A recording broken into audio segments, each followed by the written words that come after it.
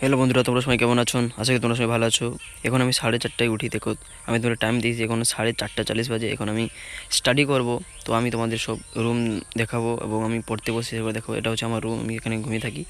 এবং চলে এলাম এবং একটু জল খাবো। জল খাওয়ার পর এখানে যে মাদুর দেখা যাচ্ছে, মাদুরটা হচ্ছে এছাড়া সরাতে হবে এবং মাদুরটা আমি এখানে মেলাবো এবং সেই নিচে আমি পড়তে বসি।